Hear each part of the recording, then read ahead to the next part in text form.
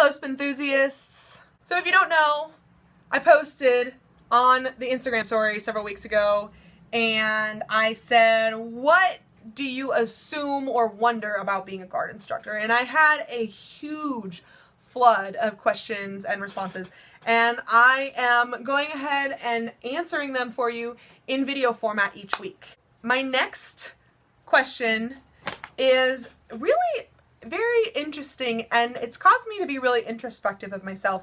When coaches yell at their guards, do they not care in the moment? As a coach, I would say that if a coach is yelling at you, generally that means they care more in that moment because they're putting forth that emotion and that effort to really get their point across.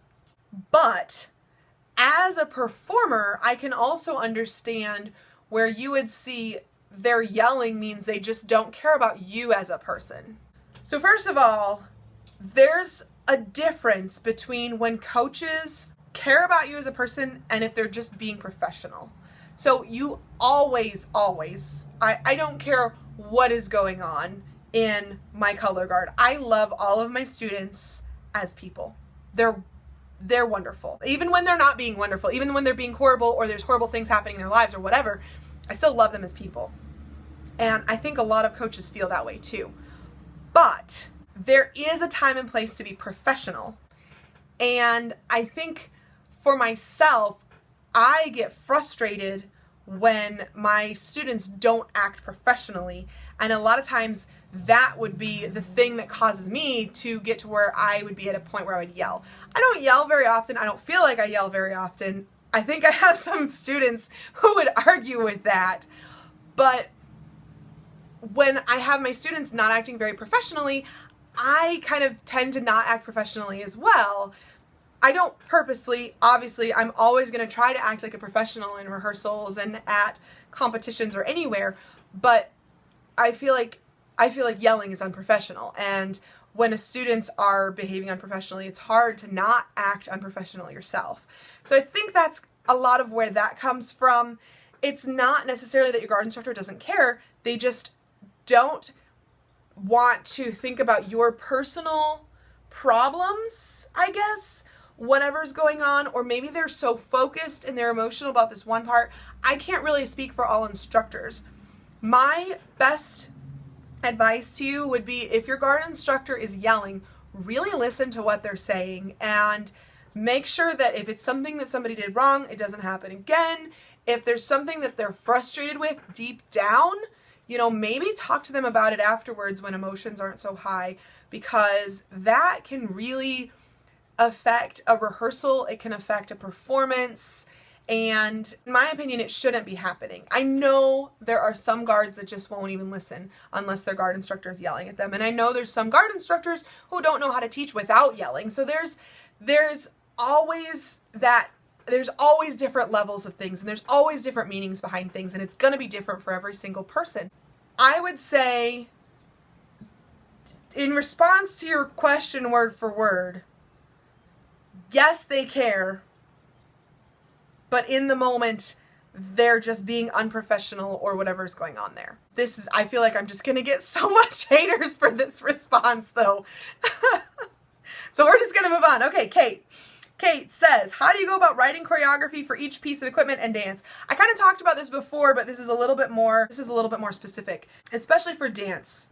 It depends on the level of the students that I'm writing for. If I'm writing for students who are beginners, and keep in mind, you have to write for the lowest level of the students that you're writing for. You can't always write for that top level. So whatever group you're working with, you're going to be writing for the lowest level you can achieve.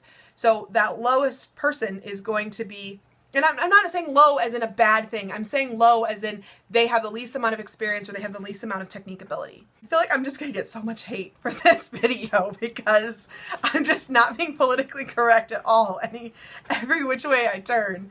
If you're writing for a group where your lowest person has a low level of technical ability, a low level of experience, you're going to really focus on your basics and think about, okay, breaking your piece into segments, maybe 15, 16 count segments, maybe 8 count segments, and taking your basics, the basics that you've been training on, and you're going to fit them together and make them fit the music, make them fit the highs and lows, make them fit the smooths and sharps. You're going to make them fit, but you're really going to stick to those basics. And then as you get into students who have more technical ability and more experience, and you can really start to throw more at them artistically, you can literally just put on the music, spin to the music, feel what feels right to you.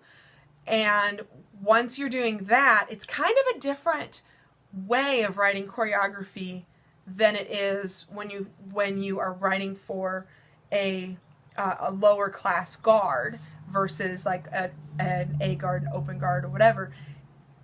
You're going to be more artistic with it. So you're just going to make it more, you might make it more fluid, you might make it more sharp. You're going to really emphasize what the music looks like and feels like to you as you're going through the show. Is it hard to be an indoor guard coach? By the way, I love your tutorials. They are amazing. Thank you so much. I love when I get love back from you guys because that makes me want to make more videos and keep doing more things for you. So, is it hard to be an indoor guard coach?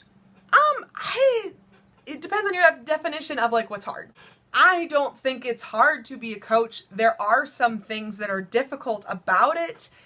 It interferes with my life a lot because I work 5 other jobs and I don't have weekends to get caught up on work. So if I get behind, I just am behind for the rest of my life. It takes a lot of dedication. If you want to have a really good team that is winning medals and going on trips and spinning together beautifully, you are going to have to dedicate a lot of your time as the instructor to making that happen, to setting them up for success. If you just want to go teach and give your guards some flag twirls and have them have fun doing it, like, it's not a big deal whether they're good at it or not. I mean, that it's going to take a different level of dedication. So it's up to you, honestly, if it's going to be difficult or not. And it's up to the kids. If the students and the performers are really dedicated and they really want to be there and do well, it's going to be a lot easier for you because then that motivation is intrinsic. It's already built in. If they're not, then you're going to have a harder time of it. And last one for today, Ryan says, tips for first-time coaches. I'm starting coaching this year and I'm very nervous. Don't be nervous. Just enjoy it. Because remember, like, the reason you do this is because it's fun. And if you don't have fun doing it, go do something else. Because really, like, the world needs people who are passionate about what they do and always working on improving themselves and improving the world around them. So if you love guard, you're going to have a fun time doing it. Just get up in front of your kids, show them what you're made of, and have fun doing it. And they're going to have fun because they see how much fun you're having. Guys, that's it for today. That's it for this series. This was our first guard instructor series. So if you have more questions, put them in the comment section below. Send them to me. I will be happy to keep on answering your questions in later videos. If this series does well, we'll keep doing it. Otherwise, go over to Patreon and subscribe. Become one of our patrons. It's inexpensive, and if you subscribe at a instructor or director level, you'll receive weekly, if not bi-weekly, or more updates of color guard instructor curriculum ideas and how you can teach your guard as a class and how you can take it from just being a team sport into an actual full-fledged class where students are taking the information that they learn through color guard and applying it back into their math class, into their science class, into their social studies. It's really, really helpful. It's helped me a lot as a guard instructor, and I want to share it with you, so that's why I'm making these posts. They're not super long. You can spend like 5 minutes and read them each time I post. So good luck, and hopefully I will see you over there. Otherwise, like this video, share it with all of your students because color guard is so much better when you have lots of students to teach it to. Bye, guys.